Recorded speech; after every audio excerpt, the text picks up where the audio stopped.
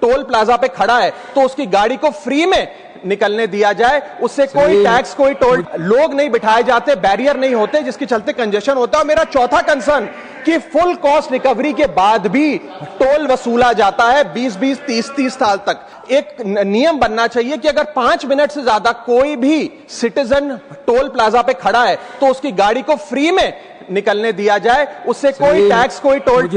Toll is taking a big toll on the people of India. Sir, toll plaza पे persistent congestion, अटर mismanagement और over profiteering के चलते एक आम आदमी का अनुभव इनकन्वीनियंस से इनजस्टिस में बदल चुका है। और आज मैं उन्हीं सिटीजन्स की जो टोल प्लाजा पे हैरेसमेंट फेस करते हैं उनका मुद्दा आपके सामने रखना चाहूंगा। सर, मेरा पहला कंसर्न है tax burden on the citizen. Sir, incidence of tax related to roads and highways is very, very high in India. पहले हम इनकम टैक्स इनकम के माध्यम से जब गाड़ी खरीदते हैं तो उस पर जीएसटी और नाना प्रकार के जो टैक्सेस देते हैं उसमें रोड टैक्स और इंफ्रास्ट्रक्चर सेस भी भरते हैं। उसके बाद जब पेट्रोल डीजल भरवाते हैं तो स्पेशल एक्साइज ड्यूटी, वैट के साथ साथ हम रोड डेवलपमेंट सेस और इंफ्रास्ट्रक्चर सेस भी भरते हैं।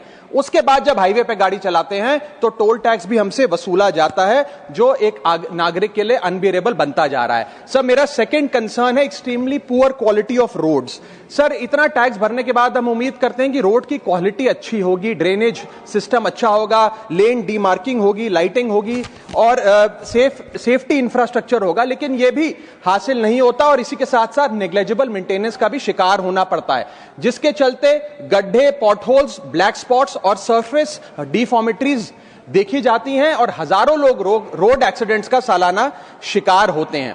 सर, इसके साथ साथ मैं बताना चाहूंगा कि केरला हाईकोर्ट ने हाल ही में अपने एक ऑर्डर में एनएचएआई को फटकार लगाते हुए कहा that if road continues to be bad और incomplete, NHAI has no right to collect the toll और टोल प्लाजा बंद कर दिए।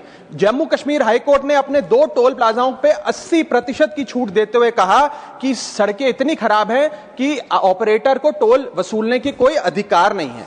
सर, इसी के साथ साथ थर्ड कंसर्न है कंजेशन, ट्रैफिक जैम और delay at toll plaza. Sir, इतना पैसा देने के बाद भी अगर 30 से 40 मिनट टोल प्लाजा पे खड़ा होकर समय बर्बाद करना पड़े, लाइनों में लगना पड़े, तो क्या फायदा sir? Sir, highways are meant for seamless connectivity, seamless mobility, लेकिन टोल प्लाजा पे जो कंजेशन है उसकी कॉस्ट कौन कैलकुलेट करेगा? सबसे पहले गाड़ी ऑन रहती है, उसकी फ्यूल कॉस्ट, दूसरा आदमी का समय बर्बाद होता है, उसकी प्रोडक्टिव मैन पावर कॉस्ट, उसके साथ साथ शेड्यूल डिसरप्ट होता है, जॉब इंटरव्यू कैंसिल होता है, बिजनेस अपॉर्चुनिटी लूज होती है, एग्जाम कैंसिल होता है, उसकी अपॉर्चुनिटी कॉस्ट। इस तमाम कॉस्ट को अगर आप जोड़ेंगे तो पाएंगे कि एक invisible cost to our economy है जिसके बारे में कोई बात नहीं करता। इसके साथ साथ कई सारी लेन्स तो ऐसी हैं सर जिसमें लोग नहीं बिठाए जाते, बैरियर नहीं होते, जिसके चलते कंजेशन होता है। मेरा चौथा कंसर्न कि फुल कॉस्ट रिकवरी के बाद भी टोल वसूला जाता है 20-20, 30-30 साल तक। सर, मैं ये कहना चाहूंगा कि ये एक लीगलाइज लूट है जिसे बंद करना चाहिए।